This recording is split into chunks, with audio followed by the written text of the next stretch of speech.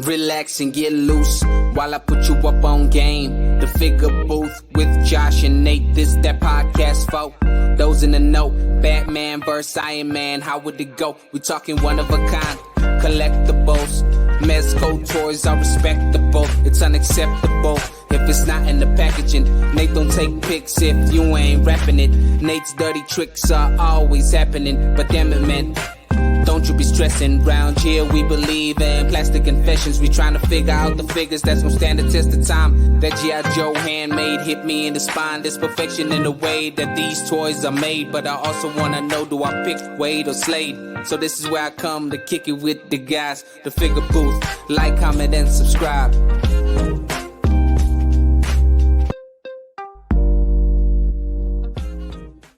What is up, Toy Fam? Welcome back. You have made it to another episode of the Figure Booth. I am your host, Josh, aka Prime to the First. Hey guys, this is Nate, aka FigureFan_Nate, and you've reached episode 42, which we're calling The Build. The Build. We're calling all builders. I need like a conch so I can blow. Builders assemble. Yeah, you need like the Lord of the Rings horn, where he's calling in the army. One to join them all. Calling all builders and customizers to the Figure Booth. And so yeah, we're this is, go ahead. No, I was gonna say small little mini disclosure. I'm fighting this freaking Unicron cough that may or may not come across. So you may hear me coughing. I'm gonna try to control that and keep that under wraps because it's been messing me up these last couple of days. Yeah, Prime's been battling the vid. Yeah. Or maybe not, because I know you say you took a test and it came back negative. Everything shows negative. Like, what the hell else could it be? Man, like this cough is kicking my ass. That's the last thing that's hanging on to me. It's just I've had my ups and downs where, man, it's just I have cough attacks. But aside from that, I'm doing really good. You know, just this can't get rid of this damn dry cough. Yeah, that's awful, and it's going around, man. Everybody's getting sick, and I know we're not talking about this, but I'm thinking about like those at-home tests, like. I think those might be not 100% accurate all the time, because I've taken a couple myself and they came back negative, but I know a friend that took it, came back negative, and you ended up actually taking another one and came back positive. So I don't know. I hope you don't have it, but I think it's very prevalent right now. It's going around like crazy. Yeah. Don't say its name 3 times or else I'll start coughing. Yeah, so if Josh does a little bit of coughing, just excuse the poor man. Yeah. He's doing his best. Bear with me. Yeah. But yeah, the build. So we're talking really about customizers, dio builders. And I think there's a lot of people out there that maybe want to start doing something like that. Yeah.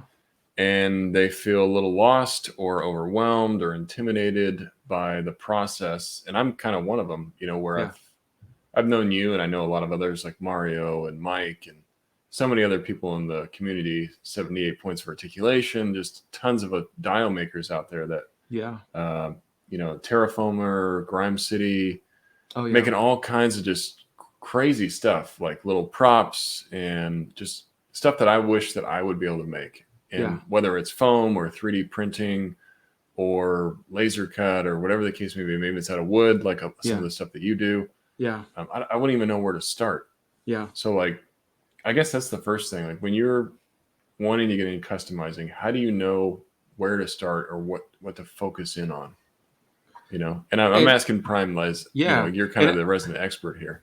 And a lot of times, like I really started with what was most easier for me to access, and what was everybody using. And I think the very first step is just accessing foam, whether it's from the dollar store, that poster board, and experimenting with that, or using that XPS foam that everyone uses from the local hardware store, whether it's Home Depot or Lowe's, and just messing with that, using your basic simple tools and just sketching out your ideas.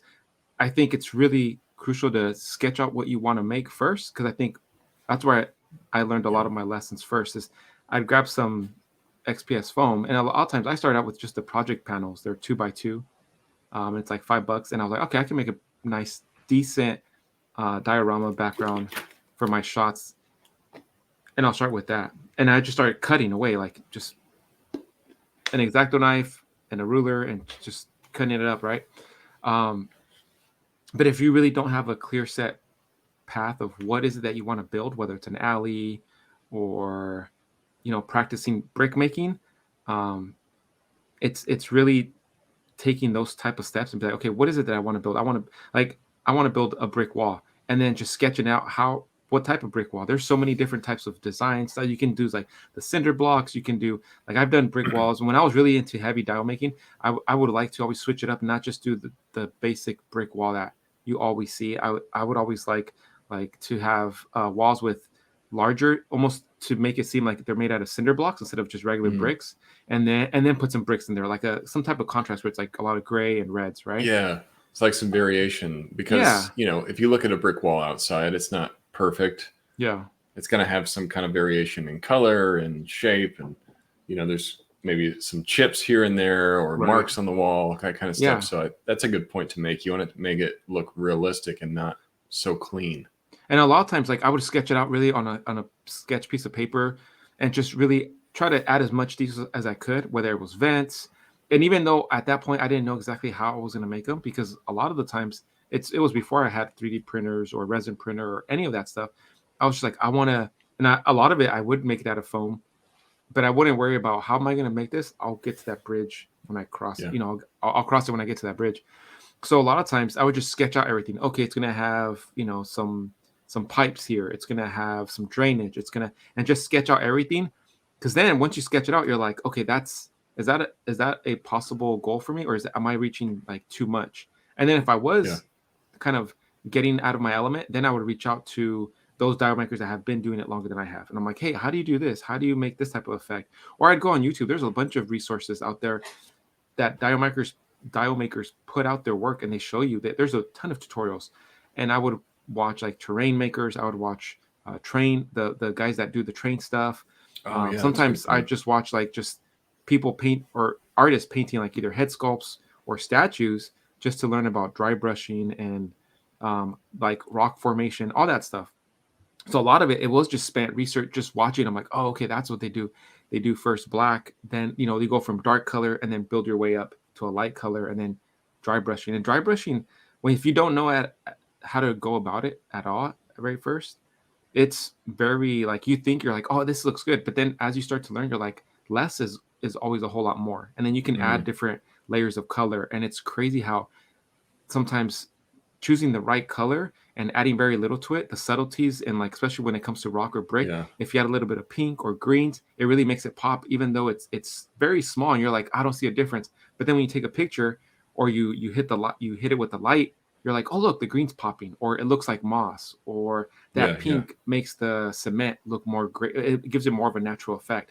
And it's really interesting how certain colors really play well with each other, and you would have never think to mix pink and yellows with your grays or your blacks, so I really learned about like different shades of the colors, but how to apply them to, and in which order to work in, so this way you get that right result. So it was a lot of trial error, and sometimes I'd make these rocks, and a lot of it was just like practicing dry brushing, and it was like, oh, this is crap. And then I'd watch a video and I'm like, oh, that's how they did it. Like they first applied this color, then they worked backwards, So like you kind of apply that base coat, and then to your point, you're kind of adding more colors on top of that to sort of get where you want, but don't like overcoat it in the paint. You just want subtle changes so that you're kind of building a color throughout the different layers. And then like you said, when you're looking at something and you kind of turning around your head, you start to see all these little subtle differences. Yeah. Just because you're built all those colors on top of each other. So you're building that layer and kind of the detail, and you're whether it's grimy or something. And you're building like a bunch of different skills. Because one, I think for like those stepping into, hey, I want to make my first style, you're going to start learning a ton of skills. It's nothing but up. The minute you decide, hey, I want to start making my own dials, it's nothing but up. It is a steep hill, but you're going to learn how to do specific cuts. You're going to learn how to cut brick. And then you're going to make your own bricks. Like some guys like clean bricks and they do like immaculate brickwork. And then later down the road, you can have machines do it for you. Like now I hate brickwork. I just have my CNC do it for me. But then I got to a point where I used to love like rubble or like damaged brick. I didn't want clean brick. I wanted like bullet holes. I wanted cracked brick. And then you get to know and you get to discover like using an X-Acto knife and just going in and letting kind of letting your hand just kind of guide your cracks, you to kind of develop your own style. Some guys have a really natural way of putting cracks out on cement or bricks, and others have a really distinctive way of doing the cracks where excuse me, they're larger, so it looks like it's been through an earthquake or damage or battle damage, Yeah. So it's learning that process, how to cut the foam, and then knowing which way to angle the blade. It gives you what type of cut. Sometimes you can go for that natural, the rock just broke, or it got shot with something. All depend on how you twist the knife and how you twist the blade. And then from there, you can start to learn how to paint. And then a lot of guys have their preference. They stick to those city colors where it's just like grays and reds. And others kind of differ to more of a natural where there's a lot of earth tones, and even with painting, that's a whole process. Finding the right type of paints, finding the right type of brushes. For me, I started out buying really expensive brushes, and that was horrible because I was such a novice that I didn't know how to properly clean my brushes. I didn't know how to take care of my brush. So I spent a lot of money, and that's probably my biggest thing is don't buy the expensive stuff. If you're first getting into it, don't buy the expensive stuff because you're going to trash it. And that's okay. It's meant to be trashed. Buy whatever you can afford and buy the cheapest stuff. Like now I go to either Ross or I go to Walmart and buy the value pack brushes because I don't care. I do very little painting nowadays, and if I'm going to do some painting, I want to be rough, and it's going to be like a one and done deal, and I can just scrap the brushes. I think that rule applies too to a lot of things like toy photography as well as dial making or customizing. Like I think a lot of people feel that in order to be good at this, I'm going to have to invest a lot of money into something that supports it. So whether it's going out and just buying a 3D printer without having any experience, or like to your point, buying the most expensive brushes I can find, that's going to make my paint better. Or, like I've said before on toy photography, go out and buying all these loom cubes when you've never taken a shot before. And if you don't know how to use it properly, it's going to look maybe budget style when you're done, just because you don't have the experience to utilize. I feel like the stuff that's more expensive, that's like pro level, right? That's like expert level. Like you shouldn't really be buying this unless you've got a lot of experience and you feel like, okay, I need a better brush because I'm getting to that point where I should be upgrading. So I think that's a great suggestion. Is just don't, like for beginners, don't go out and buy the most expensive stuff because you're probably gonna be disappointed and you might not clean your brush properly and you're going to throw it away. And setting yourself like benchmarks, not necessarily a timeline, because you shouldn't really rush yourself and telling yourself, hey, in 30 days, I need to be like taking commissions. And really ask yourself, when I first started making dials, one, I never thought I would end up just making one thing, which right now is just arcades. Would have never figured, and especially not for this long.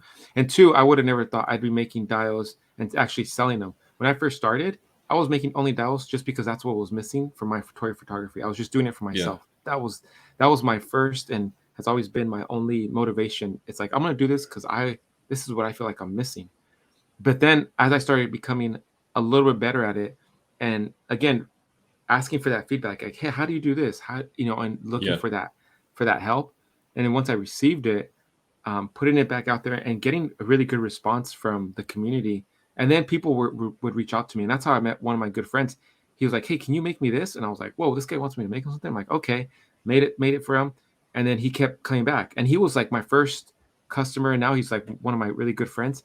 And he was buying everything. He was like asking me to made him a science lab. And then it was like a 2-story building and a 3-story building. And like, it was just getting larger and larger. And it was really pushing my envelope to acquire more skills. But then that's when you start making like this goal. You're like, okay, I like what I'm doing. I started doing it for making dials for him, and then I started acquiring more individuals or more clients. And that's when you start to look like, okay, how can I harness this skill that I've now started to like sharpen? How can I make it better? That's when I think you take the right step into looking for the right tools. So like a wire cutter, like I got a Proxxon cutter probably maybe a year after doing dials, and that was like a solid of like just commission after commission because I was like, I need to get cleaner cuts and I want my work to be that much more polished. And again, it's not that a wire cutter is like, oh, that's it, I've made it. It's just another arsenal in your tool belt. Like that's just one tool. You still have to rely on your X-Acto blade, or you still have to rely on other tools that are very manual. But once I got that Proxon tool, I was like, I knew the end goal eventually would be like, I need to get a CNC. One day, I don't know when, but I'm going to get a CNC. And then it was like, oh, and before I get that, like level 5 is a 3D printer, then it's going to be a resin, so it was like, I started adding all these levels. But it was funny because before I got my 3D printer, I was already thinking, oh, I'm going to get my 3D printer, then everything's going to be easy. I'm going to make everything. I'm going to 3D print head casts. I'm going to 3D print backpacks. I'm going to 3D print height. Like, I'm going to do it all. Like, that's it. I'm going to be a one-stop toy shop. It's the answer to all your problems. That's it. Like, 3D printer is going to do all the work for me. I'm going to sit back and all the cash is going to flow. And it's obviously it's not like that. It's a fantasy. Mm-hmm. Oh, and it makes sense too, because this is only, it started as a hobby, but it ended up into like a business for you. Like a side business. Obviously, you have a full-time job. Yeah. But, you're acquiring those machines also to probably increase your speed and your production, so that, like you're talking about, if you're making, I don't know, 50 arcades by hand in a month, I don't know if that's a reasonable number. But if you don't have a CNC or something that's going to help you do those cuts, that's a lot of just manual cutting. Yeah. And after a while, you might start to get tired and your work starts to have some issues. Yeah. And, you're just trying to keep up with that production and meet those deadlines that you've set for yourself. So that's another thing too. Like, maybe don't look at a CNC unless you feel like I need that extra production for whatever reason. Yeah. Because I feel like a CNC is pretty advanced level. Oh yeah. Tool to be getting. And it was funny because when I first started and I noticed that the shift went from diode to only arcade making, the tools I was using, it was still a lot of manual process. Like, I had a scroll saw, which I still had to maneuver and navigate the piece of wood. I still had to do a lot of sanding, and now the sanding is very minimal. But that took, I did the scroll saw for like, I want to say like 2 years, where it was all on me, like to make sure that the cut. Oh my man, it was. Talk about stress. When I look back at it, it was tiresome. And then hand painting a lot of it, which some of it I still do now, but it's different. It's in a whole different level where I'm hand painting like the knobs on the joysticks that are resin printed, or I'm painting the buttons that are resin printed. But it's day and night. I still have one of my first arcades that I make, and I look at what I make now, and I'm like, man, it's day and night. Like, it's a complete polished process now, but it's taken steps. And I think for those beginners that are first, and they look at like High School Creations, a great diode builder. Mario, he does awesome diode pieces. Anything posable? Anything possible? Man, Noah, he posable. He does phenomenal work. But I think those should be like, okay, I eventually want to get to that level. I want, like, that's a goal, right? Use them as motivation instead of like, oh, I'm gonna take business away from them, or always look at it with abundance. Again, like, you should look at them as motivation, because at one point everyone was a novice. Everyone struggled, and I think the only way I'm at where I'm at was because people before me helped out and gave me that hand and said, hey, you should look at this. The Proxon, that was passed on by somebody, I can't even remember now, where they reached out and they're like, hey, this is what I use. It's going to help with your cuts. And I was like, great, awesome. I use it now. I don't probably use it as much as I used to, because now I've replaced it with other tools. But 3D printers, I think that's go ahead. I was just going to say, you're talking about everybody that's in the community. There's an abundance of resource in the Instagram community alone, the toy community, or not even Instagram, Facebook, Twitter, whatever you prefer from a social media standpoint. But, rather than feeling like you're alone and you have to figure it out, and obviously it's going to take some self-studying and researching articles online, looking at YouTube. But there's just so many people out there that could probably assist in that process that maybe we didn't have 10 years ago. Right. That now people coming in can just, pick your brain or DM Mario and say, hey, how the hell did you do that? Like, where do I even start? Yeah. And a lot of it's like experimenting, trial and error, and just really being patient. Because I know there's been times where, like, I used to do these barrels all the time, and it was crazy. And that's the thing, like, I feel like customers, we go through phases where I was making these oil container barrels for a minute, and then that's all I was making for the longest time. I was just stuck. I could not get away from that. And I started experimenting with just random stuff, I think just because out of I don't want to say boredom, but I was like, oh, what else? How else can I make this different? Because I don't want to be I don't want to keep producing the same thing. And I remember I started using tea bags, and I was like sipping some like pomegranate tea or something. I took out the tea bag and I dropped it on the oil barrel, and I just let it sit there. And I was like, all right, I was done. I was done for the night. And I was like done with my tea, whatever. Dropped the tea bag on there, went to bed. Woke up the next morning and the tea bag was dried all over the oil barrel. But when I removed it, because it was a pomegranate tea, it left like this red residue all over the oil barrel. And then the oil barrel I had painted it yellow. And I was like, wow, that looks like it's like corroded. I'm all that came out kind of cool. So then I started dry brushing it with like this really neon green paint that I had left over from like one of my kids' art project. And the next thing you know, it looked like radioactive.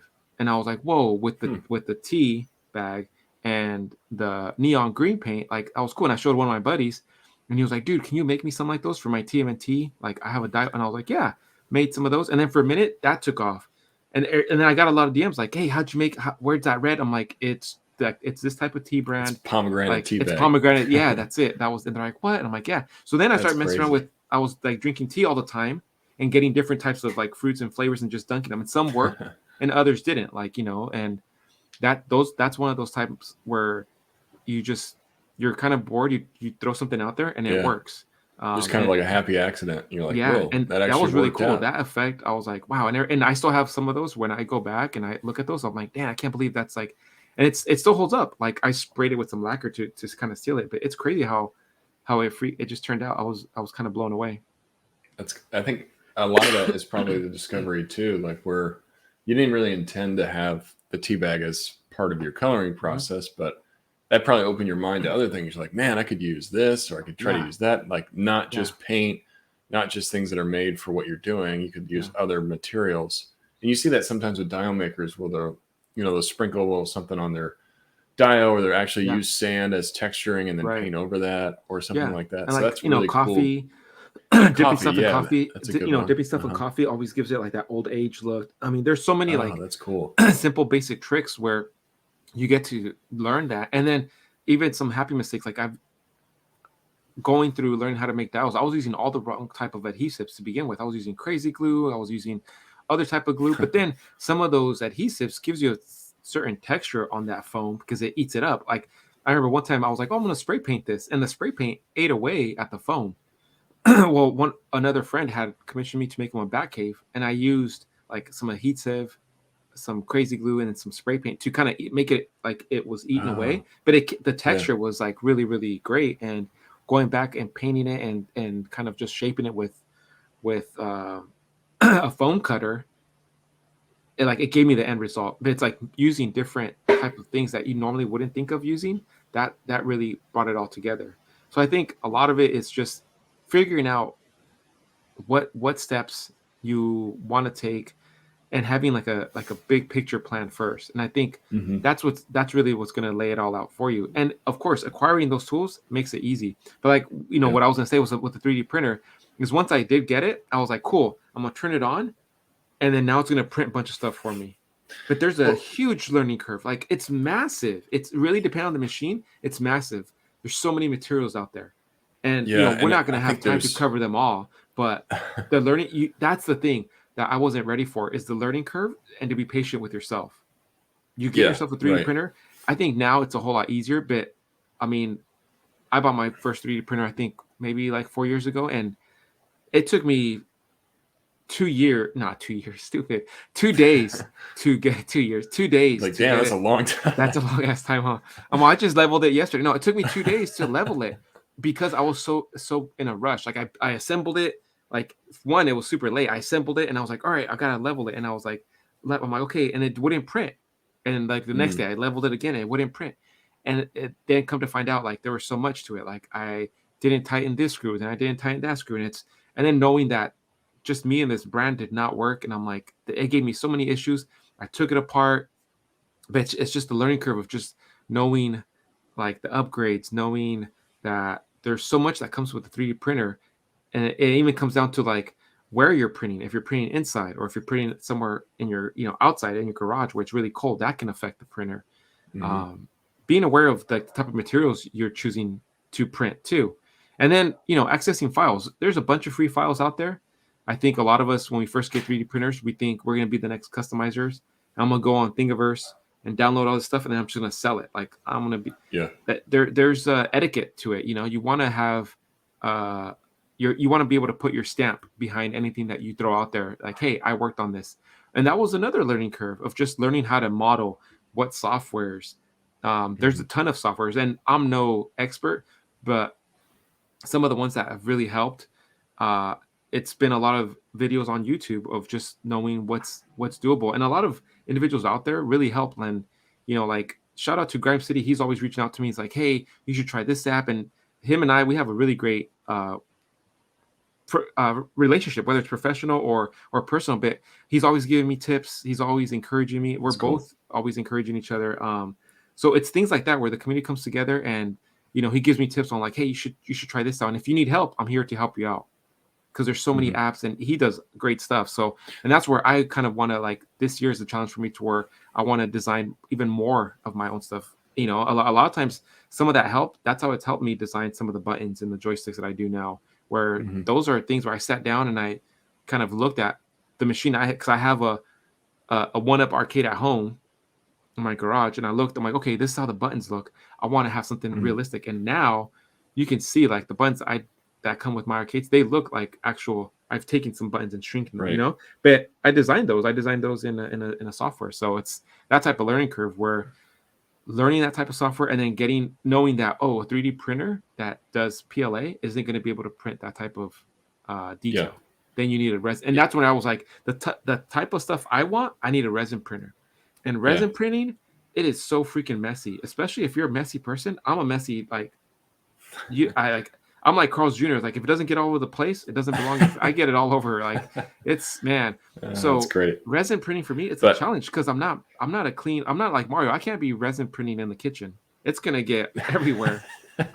Well, yeah, your wife wouldn't allow that either. I think this benefits maybe being a single guy like Mario. But the 3D printing, you touched on some stuff that is like, I think just these misconceptions about what it really is. Right. And what it can really do for you. Yeah. And I had the same misconception, like, oh, I can just print something that looks like this.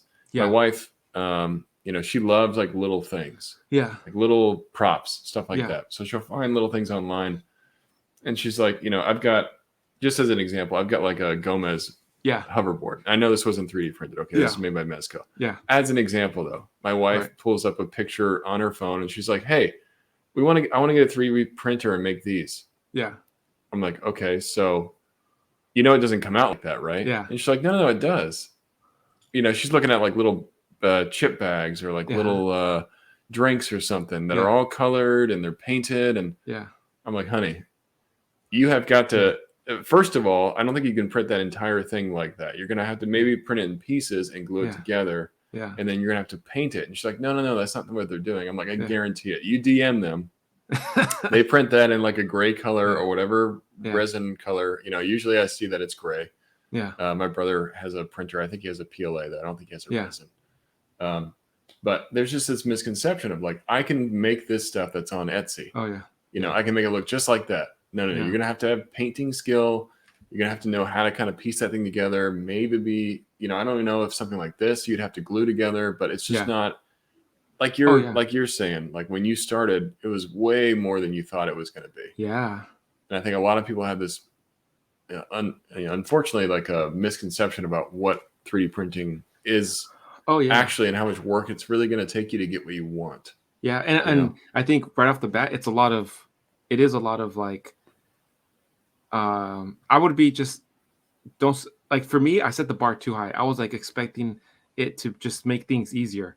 And it wasn't. Again, the learning curve was there. But then in my mind, I was like, I wanted to print. I remember the first thing I wanted to print was a backpack, because I just wanted a bunch of like backpack props and fire hydrant. And then when it did print, I was like, this looks like crap. Like, it's not smooth. It's not what I had in my mind. And then when I did, further down the road, I was like, oh, these were resin printed and they were casted. And, it's like this whole process where you're like, I was so way off. And then, just sticking to 3D printing and one source of material is specifically PLA. There's so many other different types of 3D material that you can use. But strictly PLA, that's I think more common for within the toy community. And we talk about layer lines. You can talk about like the type of machine you have, how you print. Sometimes it's really smooth, and even if you get your layer lines really down to like a science where it's like it's smooth and you can you hardly have any layer lines, there's still going to be certain layer lines depending on the model. There's still going to be some layer lines, and then there's a process to that. You have to like sometimes add wood filler or sanding or some type of primer to it, so that if you want to, like I printed this Eagles Empire State Building guard, like eagle head. It's pretty massive. I printed it, I don't know, like 4 years ago. And I watched this video on this guy, how he made it look like it was metallic. And I was like, oh, he used a bunch of wood filler, he sanded it, painted it, and then sanded it again. And it was like and I was like, oh damn, like no, it was like several steps in order to get it shiny. So that's what I did. To get it to look like that. Yeah. And then he had to put wood filler on certain areas where the machine just couldn't do it. So I did the same thing. Wood filler, sprayed it, sanded it. Wood filler, like over and over. And then finally I took like this aluminum spray paint. I painted it, and then it was smooth. It was like shiny smooth. And I was like, holy moly. But it almost took me like a week because then I had to lay it dry. And I think that's the part where when you think you have a 3D printer, you're like, it's going to come out shiny or it's going to come out smooth and I'm just going to paint it. And it's not always like that. There's a bunch of different steps. And even with resin, like the supports, learning where to place supports, it is very crucial. If you can understand how to place the supports, and it's like, and you have your machine figured out down to a science where some resins work really well. I've had other resins that they just don't work for me. I don't know. I get like a bad batch. I stick to what works for me. I don't try a whole lot of different resins. And then just like the exposure, like there's so much to it. Exposure time, the model, all that stuff. There's a lot to it. I want to ask you about the supports. So like, I see that a lot. So like, for instance, going back to this example, you have like all these supports that are kind of coming down. Yeah. Because it needs something to sit on as it's making it. Yeah. But you're saying that you have to figure out where those supports go. Yes. There's certain softwares that can do it automatically, and they do a pretty good job. But then you have to learn not 100% rely on them, because sometimes sometimes your print will fail because the support isn't in the right spot, or depending on the software, it probably puts too much support. And then there's different types, like you can have really thick supports, you can have it really go into the model, or you can put really light support, so that way when you snap it off, it doesn't leave an imprint, because sometimes it'll leave like dimples on the model. So you want it to be nice and smooth. Yeah. That will require you to sand it, and then sanding it, you might lose detail depending again on the model. And that's what I first started learning when I made my transition from PLA printing to like resin printing. The support learning curve was massive, because I had to look for islands. I had to look for how deep I wanted my supports to go. And then the different type of supports. There's like a sphere support. You can have medium, you can have strong, heavy, or you can have light supports. And then a combination of all three really work best for, again, the type of model. And luckily, like I haven't printed, or I haven't had the need to print something massive. A lot of my stuff is really, really tiny, or it's just usually like a head sculpt. But even just learning how to navigate the model, and sometimes you have to use other programs to fix that model. Sometimes I've gotten models and they're not completed, or there's holes in them that if you do print them, it's going to come out as a fail, or it's going to come out printed incorrectly. So a lot of times it's learning, okay, I got this model that I bought off somebody, or I bought off a site, or whatever it is, I got it commissioned, and they didn't complete it. Now how do I fix it? That's something else, going to that, or creating your own model and then having that being able to be printed correctly. That's a learning curve. So that aside, that could be like a whole goal right there, just learning how to create your models. It's crazy. There's a lot that goes into it. There's more so much you think about. That's why those people that do it, I give them so much credit, because there's more than just like, head cast, or you didn't do that great, or the head cast is too small. I'm like, there's so much more to just learning the skill. That takes a lot. I've tried to like learn certain applications like ZBrush and stuff, and it's frustrating, especially like when you're impatient with yourself, when you have a certain time, like I'm like, I need to be at this level, and I'm not getting there. I'm like, you know what? Forget it. I give up. Yeah. Yeah, that's interesting. And then I know that you can buy templates too, right? So like, Yeah. but that's the thing, you're spending money on templates. So if you Yeah. don't want to have to learn the Right. modeling aspect of it, which eventually I think you probably should, Yeah. then you can buy the template, which has a lot of that figured out, but that sort of takes the fun out of it. I think, you're not Mhm. really creating something for yourself. You're creating somebody else's design, which Yeah. sometimes can be great. It works. Especially if you're paying somebody for that, that's kind of what that's for. Yeah. But I think there's also people that maybe just want to create their own thing. And So when you were creating those crates that you did, was that PLA or was that resin? that was PLA. Okay. The wooden crates. Yeah. Yeah, that was, and that was the thing too. Having both, I did a run with PLA and resin. One of my resin machines was able to print faster, but they were a whole lot heavier. Mm. And then when I did hollow them out, sometimes they would fail or I would need more support. So it was so, at the end of the day, it still ended up being heavier to ship and it would cost more. Whereas the PLA, I was able to print them a little bit faster and they were easier to ship because they were much lighter. Crazy. Really interesting topic, man. Definitely something. Go ahead. I'll say the last thing is really like, even when you have like acquired and you feel like, okay, I'm not an expert, but more than a novice, it's the maintenance on all the machines. I have two 3D printers, right? And I have 3 resin printers. But it seems like they all talk to each other and they're like, hey, this week we're all going to go on strike. So none of us work. And then they all, because the maintenance on that, like, that's the thing, is you have to like make sure there's no clogs. You have to make sure they're leveled. You have to make sure you don't leave resin in there. There's no holes in your vat. You have to make And sure that surface has to be really clean, right? Like yeah, the surface dust on it because the dust is going to get in the mold. And yeah, you want to make sure like your vat's clean. You want to make sure that you don't leave your resin sitting out there for a while. Like for my CNC, that everything's like lined up. Sometimes it'll go haywire and it'll start cutting off like just in random spots where I don't intend it for it to cut. If it's not, and a lot of times if it's not one machine that acts up, it's the other one or all 3 or all 4 of my at the same printers time. decide to, yeah, they're like, hey, today I'm gonna get clogged, and then tomorrow this guy's gonna get, and then I don't understand why they're getting clogged, and I'm like, oh, and then I have to reach out, and I reach out to support, and they're like, oh, it's because this thing it overheated, and I've had those type of conversations with the manufacturers, which have been really good. All my machines are Anycubic, and I reached out, and they're like, oh yeah, it's because this burnt out, so it's causing your extruder to like not heat up. And I learned that, and I had to take it apart, and so there's so much to it. Where when it comes to the maintenance, it's just really trying to stay on top of that. And I think that's a learning curve in itself.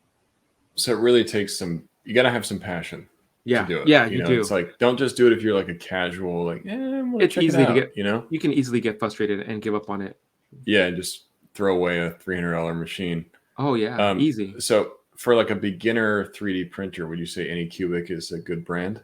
I felt like if I would have started out with Anycubic, I probably would have been better at it than I am now, just because like the Anycubic I got was that Mega X, and I was printing right out of the box. Like I think the setup was 15 minutes, but they made it so easy that I took it out of the box and then boom, I was printing within 30 minutes, and the test file came out perfect. I had to make some minor tweaks on just leveling the bed, but aside from that, it wasn't as much hands-on as my previous model. Would you recommend like PLA versus resin, or does it really kind of depend on the application?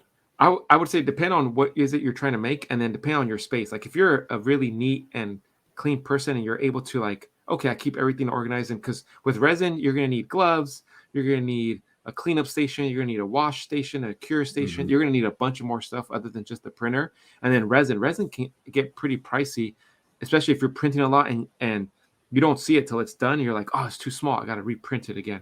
You can go through resin pretty quick. You may think, oh, it's a big bottle, I'm gonna print a lot, and in no time you're gonna be done with that bottle. Where sometimes I think the PLA it gives you the impression that it lasts a little bit longer.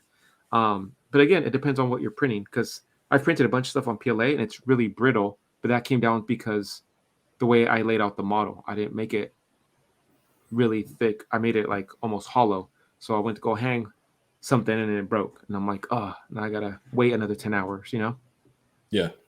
And it's all stuff that you've kind of learned. Like you say, you've been doing it for 4 years and you've learned a lot over the time. So like I said before, like, you know, for people that are going to get into it, you got to have the passion for it so that you really want to learn. Because to Prime's point and how he's kind of walked us through it, like you're going to have a lot of failures before you probably get some success. And then you're like, okay, now I'm starting to see what works and what doesn't.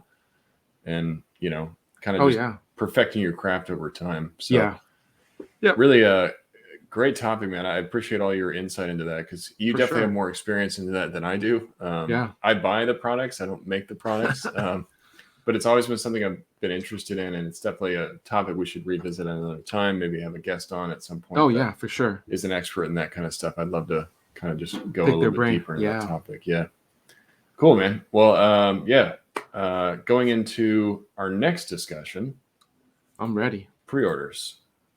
There's been a lot of them lately. Man, a lot of pre-orders. Some of our favorites. Some of our favorites. Specifically from Mezco.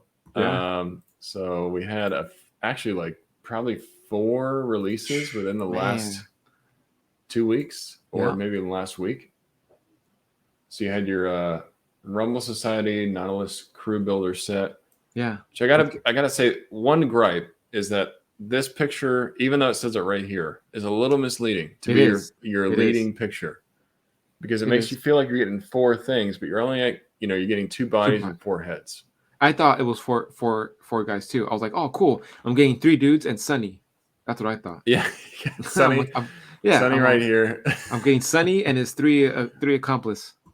Yeah, that's definitely Sunny right there.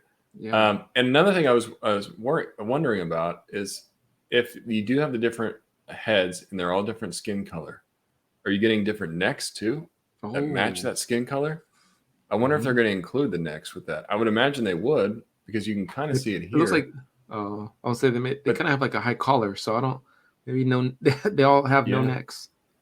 Well, and there's a couple of pictures where, the neck, like you said, the collars are kind of hiding it. Like you're not really getting a full picture of the neck. But I know you can barely see it. Kind of like back here, it looks like it's a white neck on that head. Yeah. So it doesn't match. And they all have like gloved hands. So yeah, that's a good point. I'm interested to see what color their necks is.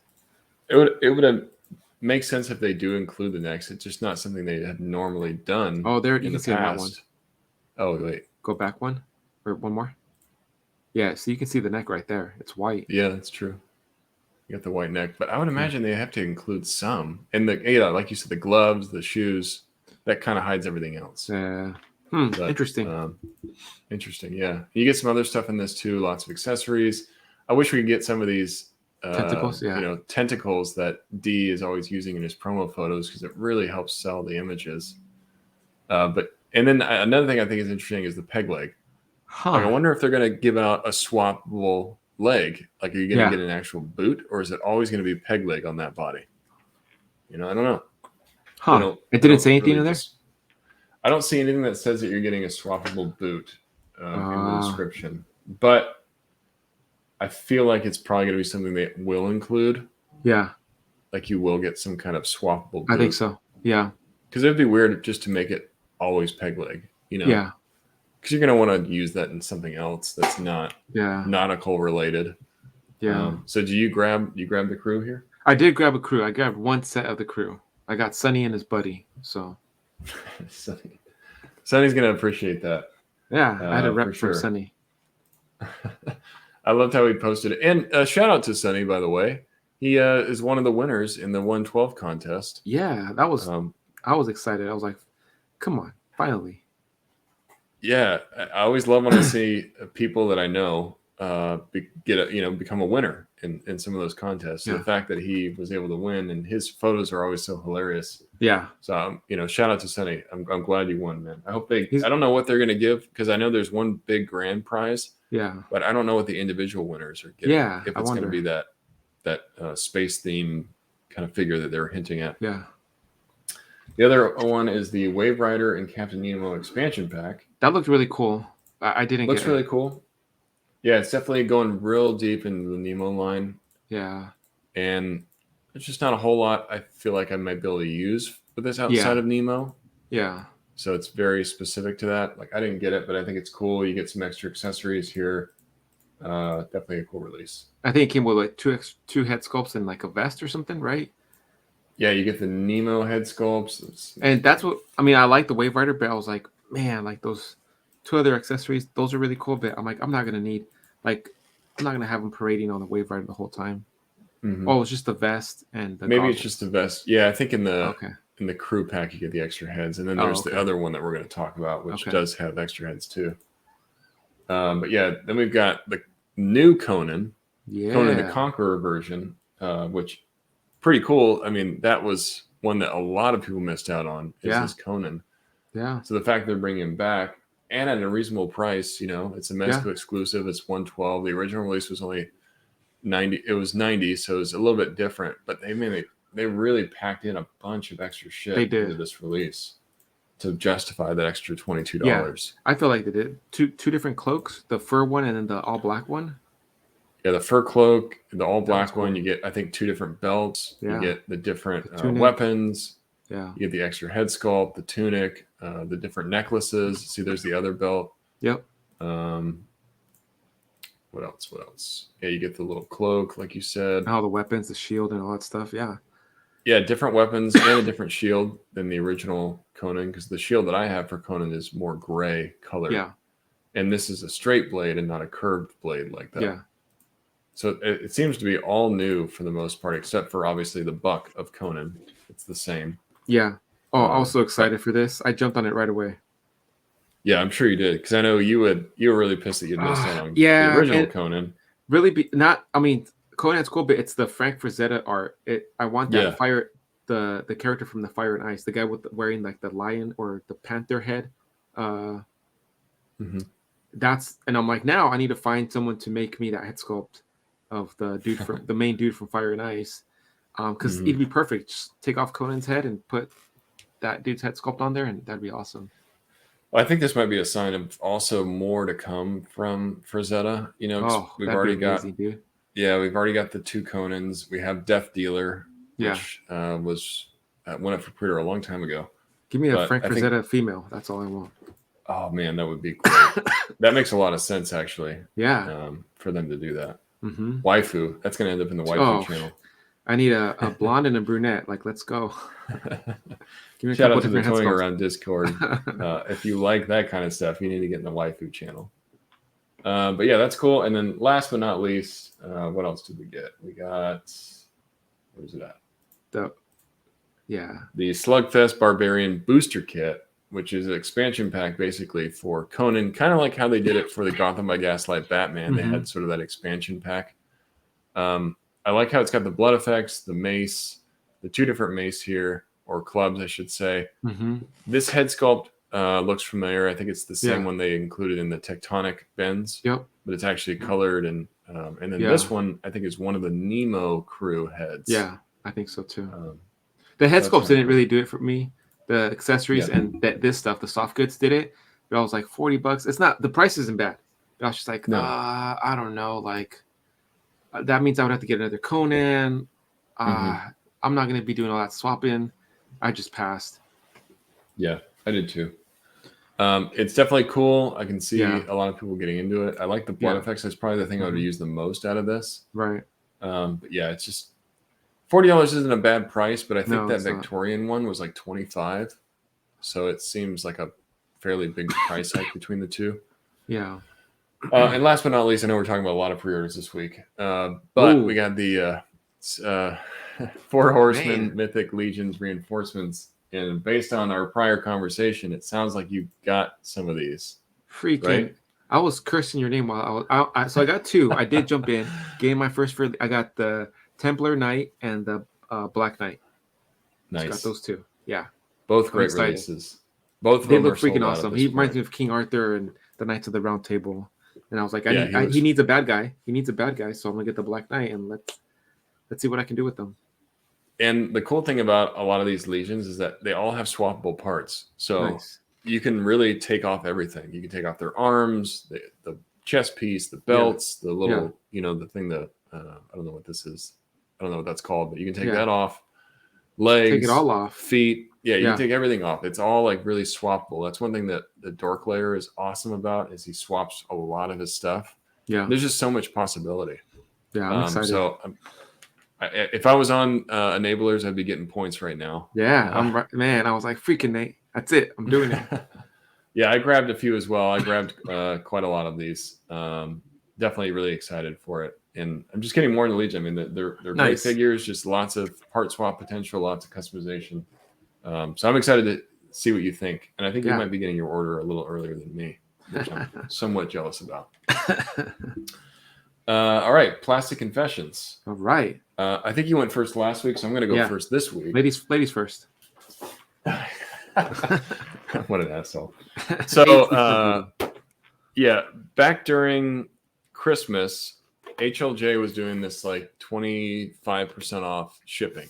Uh-huh. But it was only EMS shipping. Ooh. And I was like, EMS, that'll be quick. Dude, the thing took like 4 to 5 weeks to show up. Because I placed this order probably 2 weeks before Christmas. Yeah. So it's been at least 6 weeks for them to actually show up.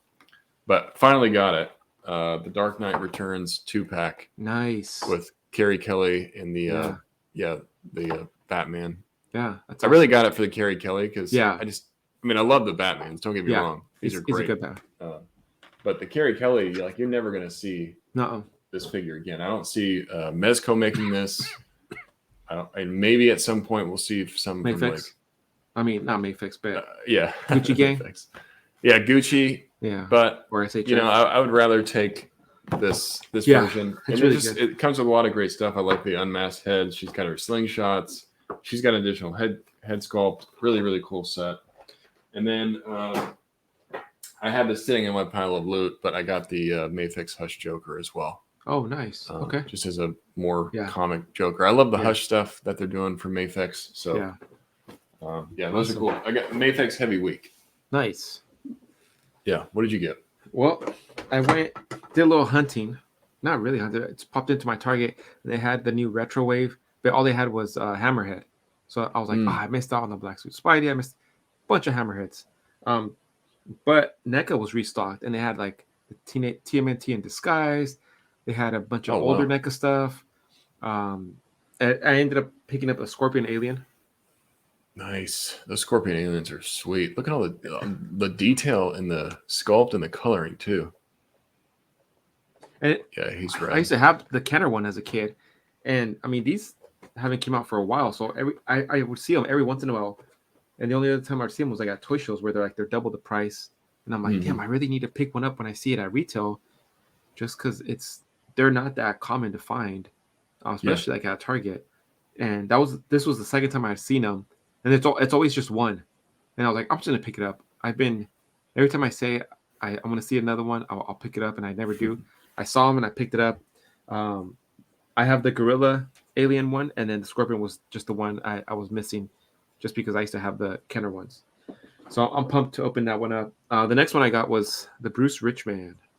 Oh, nice. I got this from a VCS toy box. Damn, he looks expensive. Yeah, he looks he looks rich. Man, so he's rich. I love that. I love how he has the I'm rich gun with the money. Yeah. I'm kind of sad that I did not pick that up. I took a sneak peek. I took a sneak peek at him because I'm going to open him up fully on the Enablers, which by the time this airs, it'll be coming up soon. Or the third. Sorry. Yeah, the third. But the head sculpt on him, they killed it. Like he looks, it looks really. And that's really third good. Party too, so that's a good sign. Crazy. I showed my wife. I'm like, look. She's like, is that Ben Affleck? I'm like, yeah. She's like, it looks really good. So she was impressed. I was like, yeah, I can't wait to pop him out.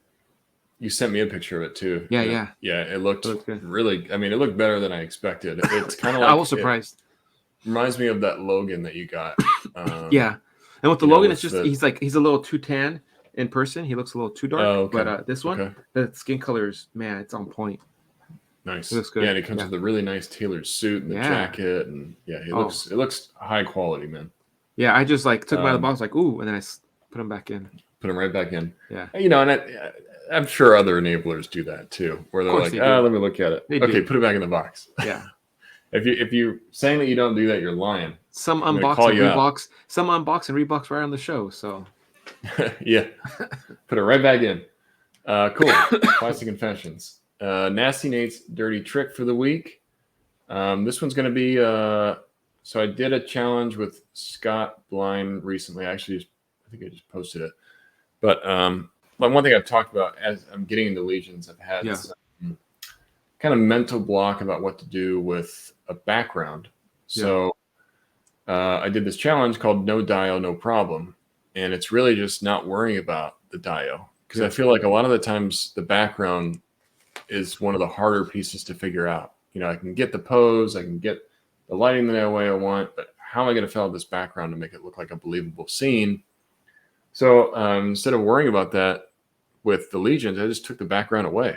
I'm like, let me just use color. So I used a black background and just saturated it in red light to do that Arethyr shot.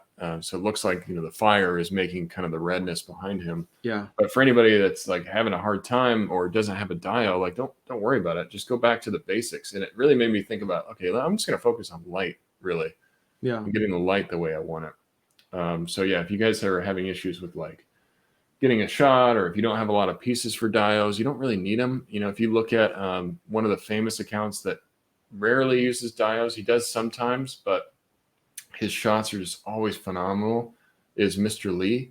Mm-hmm. He doesn't really use Dios very often. If you look at a lot of his work, he's got very just vanilla backgrounds, but his work is outstanding, because he makes the figure like the central focus of the shot and just really getting the lighting perfect. So I did that for that shot. I think I'm going to do that for a few others just to kind of switch it up a bit. Thanks a lot, man. But it definitely got me a bit more comfortable with Legions. And if you guys are struggling with it, just take the Dio away. Get like a black poster board background. Get some lamps that have colored bulbs, and just that's your color for the background. Just make it color, and then make your figure like the central focus. It really helped me out. Last but certainly not least, let me just make sure I've got his account up before I talk about him. We're going to talk about the Figure Aficionado for the week. Here we go. This one actually comes from, and thank you guys for listening when we ask you about this stuff. It actually comes from our last Figure Aficionado, Rad Toyologist. He said, hey, really appreciated the shout out. Thank you, Rad, for all the kind words that you said, by the way. But he said, I heard you guys say that you needed more opinions. So I've got a couple of guys that I want you to look at. Nice. Sure enough, it's fire. So let me pull up this guy's account. That's awesome. So our Figure Aficionado for the week is Ken Win Picks _toys. And he does some incredible work, like really, really incredible stuff. Like this Nemo shot. Oh, that's awesome. Yeah. Insane. You got this shot here with Conan, and I think this is a Mythic Legions. I'm not entirely sure what that's from, but just the background and his ability to get light and the coloring and just how he builds the scene. He's really good about doing some BTS as well, where you can kind of like really get into the specifics of what he's doing with the shots. But it reminds me a lot of like Jason B. Michael, the way he's building these scenes like this. Yeah. But just really super elaborate work. Oh yeah, that's awesome. Very elaborate. He's got like this plastic baller shot with Swamp Thing. MJ's doing like that's so freaking cool. Juke move on him. It's awesome. He's got some great work, and just a guy that you feel like this guy deserves more of a following. I would say, for sure, for the level of work that he's doing. Because there's some things like in here, I'm like, man, I wish I could do this kind of stuff. Like I don't know half of what he's doing. That's so but cool. It always just comes out really, really nice. Huh. I love that Mr. This one's badass. This Prowler chasing down Miles, and then I really like straight out of the movie. Yeah, it looks incredible. That is killer work. Mr. Miyagi with all the TMNT hanging around is such a cool idea. But yeah, shout out to you, man, at Ken Win @pix_toys. You are killing it, dude. Keep up the good Awesome work. job. I'm loving it. Yeah. Yeah, you gained yourself a couple new followers this week with me in the figure booth for sure. For sure. And thank you That's to awesome. Rad Toyologist for the suggestion on that Yeah, one. that's an Appreciate awesome freaking recommendation. That's what we're Yeah, talking and for anybody about. else listening, man, give us some suggestions. He gave me actually a couple more names, so maybe I'll use those for the next few weeks. But if you guys have people that you think need to be recognized or need more followers or just need some recognition Yeah, for sure. for their work, let us know. We'd love to hear it. We're all about those opinions. So that's it. Yep, that's it. Yeah. That's awesome. And that brings us to another end of the figure booth. You guys have been hopefully sticking around, giving us a lot of feedback. We love that support you guys are showing us, sharing it on your guys' story, letting everybody know to check out our episode. Make sure you subscribe. Make sure you comment down below. Let us know what you like, what you don't like. Hey, we're gonna take it in all in. You can follow me on Facebook, Instagram, and Twitter, all under Prime to the First. Yeah, and just kind of what Prime said. Tell us what you like about this episode, and we're gonna revisit this topic probably again in the future. So let us know from a customizer or a dial building world, what things do you guys want to learn more about? Maybe we can get a special guest on to help us that might know a bit more about that. Yeah, definitely something I think we want to dive a bit more into. We talk a lot about toy photography, but Prime, he does a lot of the customizing stuff too, and there's a lot of people out there that are doing that. So I want to put more attention on that too. Yeah, but you can find me, Nate, @figurefan_Nate on Instagram, Facebook, and Twitter. And yeah, thanks a lot, guys, for all the love on our last episode. We really appreciate it. Yeah, we appreciate you guys. You guys have been listening to The Figure Booth. Peace.